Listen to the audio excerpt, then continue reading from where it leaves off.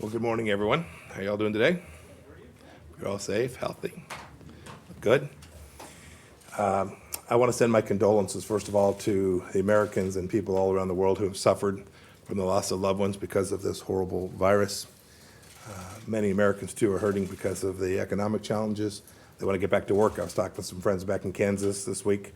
They're all anxious to get back to the lives they had back in November, December, and I'm confident that we will be able to get them back there just as quickly as we can. I want to talk about what we're doing here at the State Department.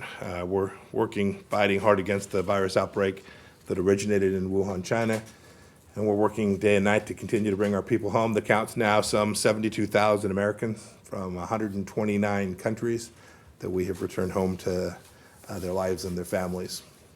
But as we battle the pandemic, the administration, President Trump, wants to make sure we execute our foreign policy mission. We are very focused on that, even when the virus challenge confronts us all. That's what I'll spend my time talking to you about today. First, our help to stabilize some of the world's most unstable places. In Venezuela, I'm pleased to report that the multilateral effort to restore democracy is continuing to build momentum. I've asked my team to update our plans to reopen the U.S. Embassy in Caracas so that we are ready to go. As soon as Maduro steps aside, I am confident that we will raise that flag again in Caracas. I also want to update the world on the Maduro regime's connection to the Islamic Republic of Iran. Over the last few days, multiple aircraft belonging to Mahan Air have transferred unknown support to the Maduro regime. Birds of a feather. This is the same terrorist airline that Iran uses to move weapons and fighters around the Middle East. These flights must stop, and countries should do their part to deny overflights, just as many have already denied landing rights to this sanctioned airline. So focused on Yemen, I commend Saudi Arabia for extending its unilateral ceasefire there now for a month. The Kingdom of Saudi Arabia and the Yemeni government have answered the special envoy's call to lay down their weapons, to stop fighting, focus on defeating the pandemic. I'd ask the Iran-backed Houthis to simply do the same. It's what's required. All parties must facilitate humanitarian access. The Yemeni government and Yemeni government institutions and observe the unity and territorial integrity of Yemen. In Iraq, we're watching closely as Prime Minister-designate Mustafa Kadhimi enters the third week of trying to form his government. The Iraqi people need and deserve a government that frees the country from external intimidation, puts the prosperity of the Iraqi people first, and tackles the major challenges that continue to face Iraq. Iraqi leaders must put aside the sectarian quota system and make compromises that lead to government formation for the good of the Iraqi people and for the partnership between the United States and Iraq. The Iraqi government, too, must heed the call from many elements of Iraqi society to bring all armed groups under state control, and we welcome steps that have been taken in the past days in that direction. Moving to a second category, our mission to protect human rights and freedom around the world. I talked about this a little bit last week. We continue to monitor with growing concern Beijing's increasing efforts to interfere with Hong Kong's governance. The erosion of Hong Kong's freedoms is inconsistent with the promises that the Chinese Communist Party itself made under one country, two systems. Any effort to impose draconian national security legislation on Hong Kong would be inconsistent with Beijing's promises and would impact American interests there. Coming back to our hemisphere, we've noticed how the regime in Havana has taken advantage of the COVID-19 pandemic to continue its exploitation of Cuban medical workers. We applaud leaders in Brazil and in Ecuador and Bolivia and other countries which have refused to turn a blind eye to these abuses by the Cuban regime, and ask all countries to do the same, including places like South Africa and Qatar. We must protect our medical workers now more than ever. Governments accepting Cuban doctors must pay them directly. Otherwise, when they pay the regime, they are helping the Cuban government turn a profit on human trafficking. In a third line of effort, we continue to defend American interests in domains of growing importance. I'm pleased to announce we will reopen our consulate in Nuuk, Greenland this summer for the first time since 1953. Its reopening will boost the shared prosperity and security of our friends in Greenland and Denmark and strengthen our partnership with our Arctic allies. It's a statement of America's commitment to the Arctic as non-Arctic states look to exploit the region for their own interests, as I warned of back at the Arctic Council just last year. I mentioned, too, last week, that we're well underway in implementing the provisions of the 2019 NDAA on the 5G Clean Path. I raise this issue again of Clean Path so that Americans know that just as the Trump administration has taken unprecedented action to defend our physical borders, so too are we defending America on cyber frontiers. Simply put, in upcoming 5G networks, mobile data traffic entering American diplomatic systems will be subject to new, stringent requirements if it has transited Huawei equipment. The objective is that untrusted IT vendors will have no access to U.S. State Department systems. We'll follow the letter of the law to ensure that we have a clean path for all 5G network traffic coming into all of our facilities, period. We will keep doing all we can to keep our critical data and our network safe from the Chinese Communist Party. Finally, before I take a handful of questions, an update on our health and humanitarian aid to assist in countries who are working to fight the virus in their nation. Our team recently crushed some data from the Kaiser Family Foundation and a philanthropy called Candid.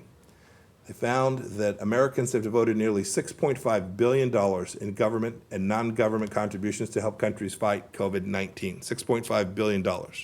This is by far the largest country total in the world, and more than 12 times that of China's combined contributions. I'm especially proud of the work that we've done in the Indo-Pacific region. The United States government has provided more than $32 million in funding to support the COVID-19 response in Pacific Island countries. We're working with the Burmese government, United Nations, NGOs, and others to prevent the spread of COVID-19 in Burma, including among vulnerable populations. And we're working with our friends in Australia, and India, and Japan, New Zealand, the Republic of Korea, and Vietnam to share information and best practices as we begin to move the global economy forward. Our conversations certainly involve global supply chains, keeping them running smoothly and getting our economies back to full strength, and thinking about how we restructure these supply chains to prevent something like this from ever happening again. One example of our work together is with India. It's lifted export bans on critical medical supplies, including pharmaceuticals used to treat some COVID-19 patients. And a few days ago, I spoke with David Beasley of the World Food Bank. He's its executive director. He reminded me that the American people, in their unmatched generosity, supply 42% of the World Food Program's annual resources, which feed nearly 100 million people around the world. We'll continue to help meet the world's food needs as the COVID-19 outbreak disrupts global supply chains around the world. One message I want to make sure and repeat today: if you're wrongfully detaining Americans during this time and they become infected and die of coronavirus, we will hold your government strictly responsible. All wrongfully detained Americans should be released immediately. Morgan, now happy to take a few questions. Go ahead, Christina. Morning, Mr. Secretary. Hi. Speaking of that foreign policy mission, Yes. North Korea, I'd like to ask you what you know about Kim Jong-un's health, but I don't think we'll get much out of you there. So So you're going to have something different. unless Yes. you'd like to prove me wrong. Happy to take whatever you know. But I'd like to ask you, as somebody who has a lot of knowledge of both the leader and the country, North Korea, I'm wondering if you think North Korea would be safer or more dangerous without Kim Jong-un in charge. And I'm also wondering, is the U.S. making plans for what would happen if he dies or is no longer in place as the president of that country? Thank you. So I don't have anything to add to the status of Chairman Kim. I think the president commented on it yesterday. We did have a chance to interact with a number of North Koreans on our various trips, the ones that I took along with my team, and then when the president traveled there to meet with Chairman Kim and his team as well. So we've had a chance to meet Chairman Kim's sister and some of the other leaders there as well. Our mission is the same, regardless of what transpires inside of North Korea with respect to their leadership. Our mission remains the same, is to deliver on the agreement that Chairman Kim made with President Trump back in Singapore, and that's the fully denuclearized, verified denuclearization of North Korea. We are still hopeful that we'll find a path to negotiate that solution to get the outcome that good for the American people, good for the North Korean people, and the whole world. Our mission simply won't change no matter what should transpire there. But does that mission get harder if he's no longer there? Well, there's a lot of work to do on it. We're going to continue to focus on it. Thank you. Yes, Francesco, good morning, sir. Good morning. I wanted to ask you on Iran. You're asking the UN Security Council to renew the arms embargo on Iran. Can the US make the argument that it is still a state participant in the JCPOA after it scratched it in 2018? And do you think this can work? And if I can add one on the COVID-19 crisis, as governments and states are reopening or start planning reopening their economies, do you see a prospect or a date for lifting the travel bans and reopening the borders as well? I remember when the president announced a travel ban from Europe, he said for 30 days, and this was mid-March. So do you see anything on this? So let me take the second question first. We're starting as part of the process that the Vice President's team is leading to think not only, there's a lot of talk about how America is going to reopen, how states will do it, our particular parts of the state's going to reopen as they become safe, as we develop operational theories about how to make sure we get the economy going while we protect our citizens from the virus. We're doing the same thing with our partners around the world. State Department, DHS, Department of Transportation, are all working on the elements that will be required to get international air travel back going, not only to get the flights back in place, but to do so in a way that will give confidence to those who want to travel, that they can do so and do so safely. And we've made quite a bit of progress in thinking about how to do that. And as for when State Department will reconsider its travel warnings, we'll do what we always do. We apply the same rubric, the same systems to evaluate how our travel warnings should go in place.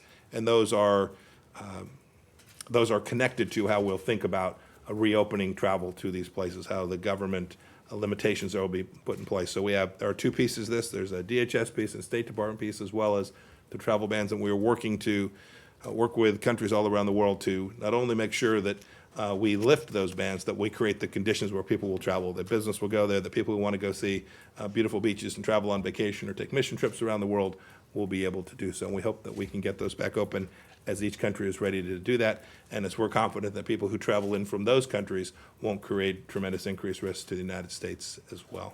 Before the summer? I'll let the Vice President talk about elements of that. We're going to do it as fast as we can and do so safely. Your first question was about Iran's ability to purchase conventional weapon systems starting on October 23rd of this year in the absence of action. We're not going to let that happen. The failures of the Iran nuclear deal are legion. One of them is now upon us. It's now just several months out, where China, Russia, other countries from around the world can all sell significant conventional weapon systems to the Iranians in October of this year. This isn't far off. This isn't some fantasy by conservatives. This is a reality. Does anybody think that the nation that today is conducting terror campaigns by Lebanese Hezbollah or Iraqi Shia movements or firing military missiles into the air ought to be permitted to purchase conventional weapon systems in just a few months? I think the world realizes that's a mistake. We're urging our E3 partners to take action, which is within their capacity to do. We'll work with the UN Security Council to extend that prohibition on those arms sales. And then in the event we can't get anyone else to act, the United States is evaluating every possibility about how we might do that. And I'm not trying to be too clever by half. Your question was about us as a participant. The UN Security Council Resolution 2231 is very clear. We don't have to declare ourselves a participant. UN Security Council Resolution 2231 is unambiguous, where the United States is a participant in the UN security. It's just there in the language. There's nothing magic about this. There's no fancy. Someone suggested this is fancy lawyering. It's just reading. It's unambiguous, and the rights that accrue to participants under UN Security Council resolution are fully available to all those participants. And we are gonna make sure that come October of this year, the Iranians aren't able to buy conventional weapons that they would be, given what President Obama and Vice President Biden delivered to the world in that terrible deal. Nick? Secretary, thank you very much for doing this. Question about China and let's see, the WHO. So on China, we've heard a similar talking point, as you know, from CGTN to the Ministry of Foreign Affairs podium, that the U.S. had months of warning that it squandered.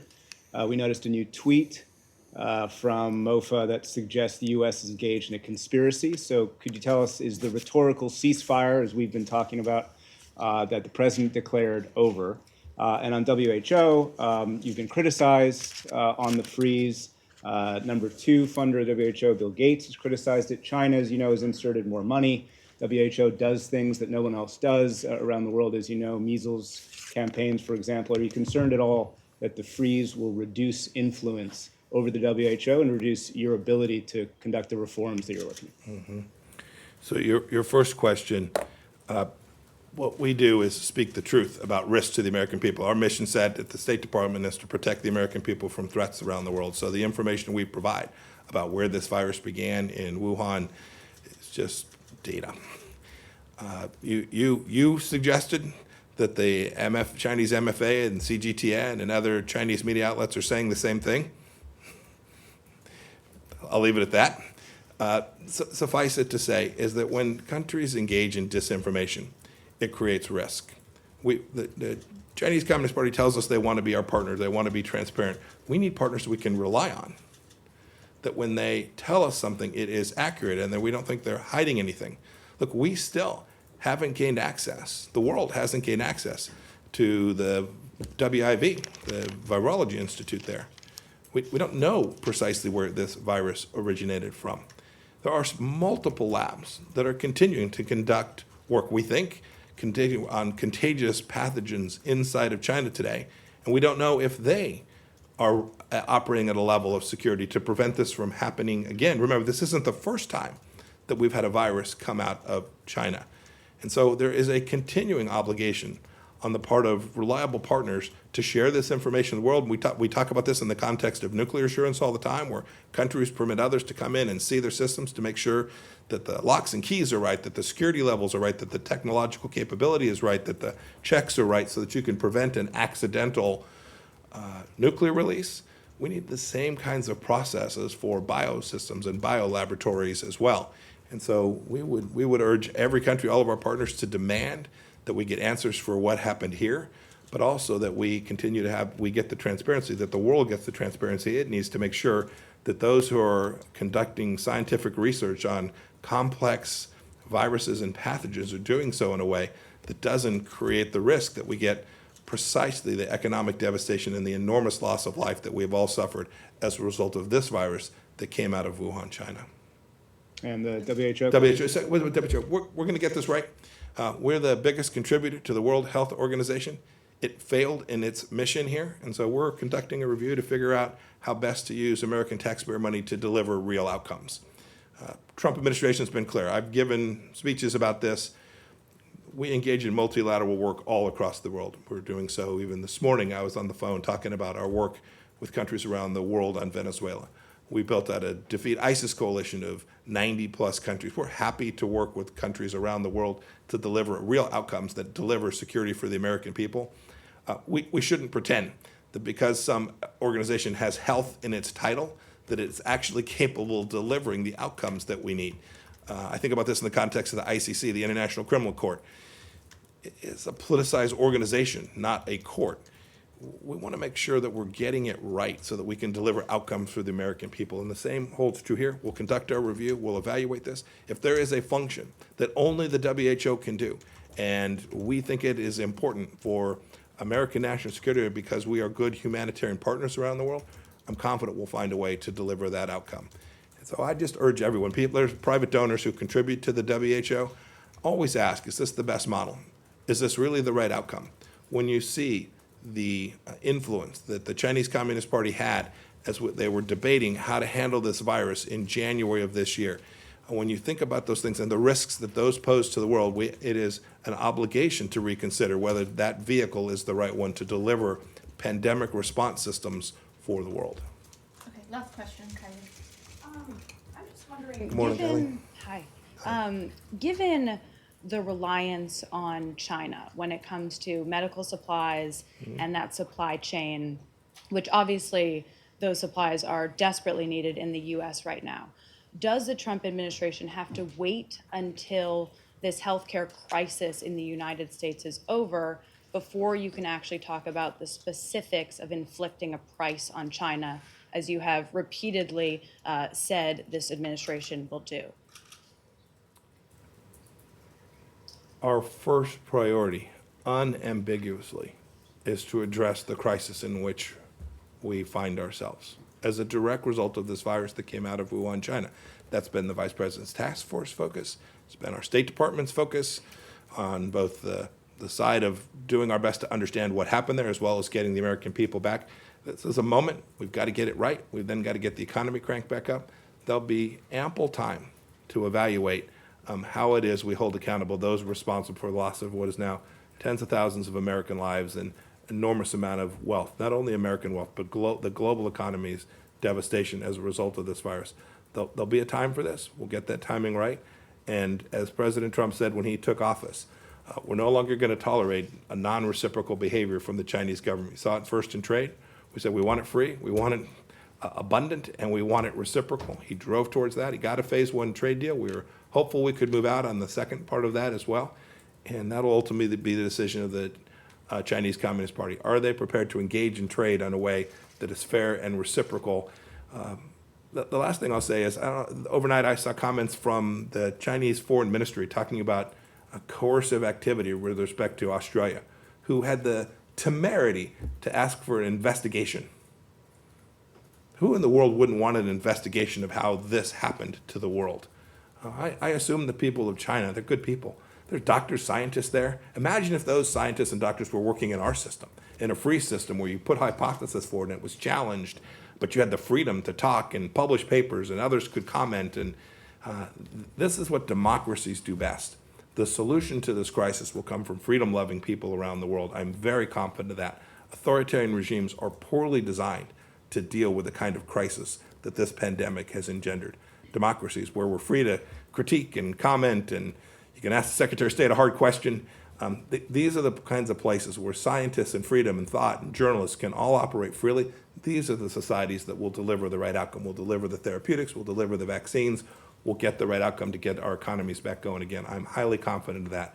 This is where we see the true benefit of freedom and liberty. And in the days and weeks and months ahead, I am confident that the world will see that as well. Can I ask you one Thanks, question everybody. about the Thanks for being Chinese with me this labs? morning. Everybody have a good day.